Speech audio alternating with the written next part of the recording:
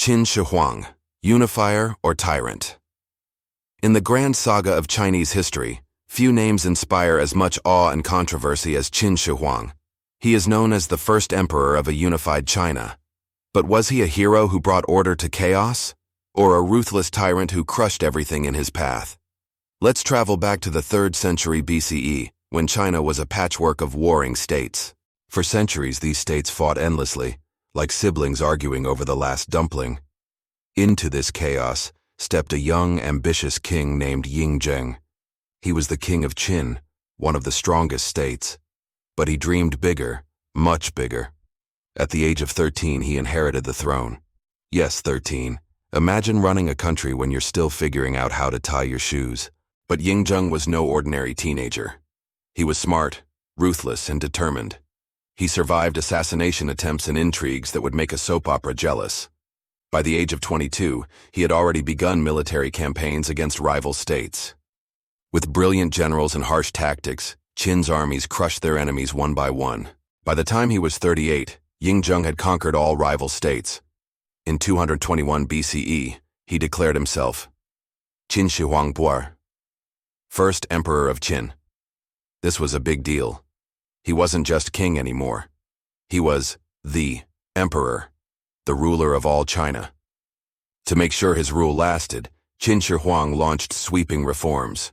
He standardized weights, measures, currency, and even the writing system. No more confusing local coins or scribbled characters. This made trade, communication, and government work smoother. He also unified the laws across the empire, replacing confusing regional customs with strict, centralized legal codes. This was the birth of the Chinese bureaucracy. He built massive infrastructure projects. The famous early Great Wall sections were linked and expanded to keep out northern invaders.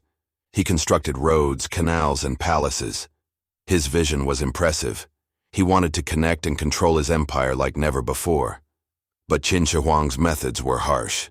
He believed strict laws and severe punishments were necessary to maintain order. He ordered the infamous burning of books that contradicted his ideology or history he disliked.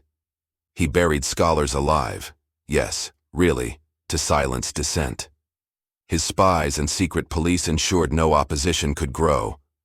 This has led many to brand him a tyrant, but others argue he was a product of his brutal times.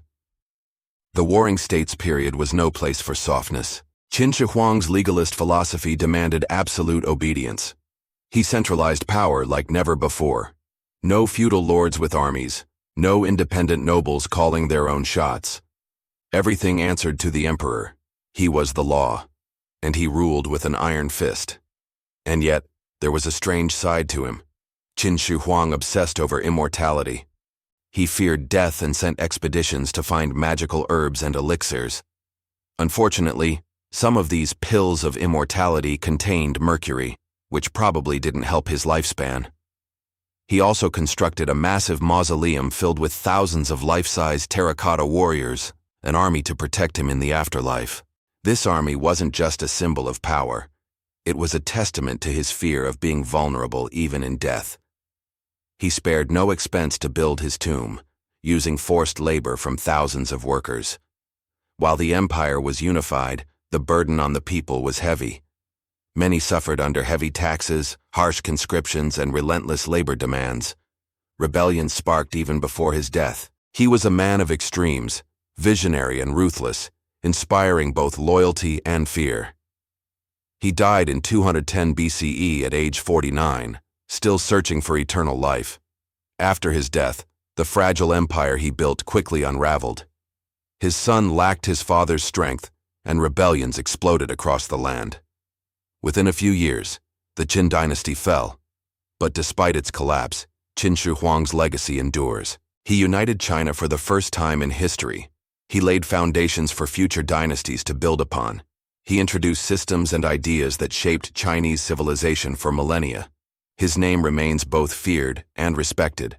Was he a visionary unifier who forged a nation, or a merciless despot who trampled human rights? Perhaps like all great leaders, he was a complicated mixture of both. One thing is certain, Qin Shi Huang changed China and the world forever.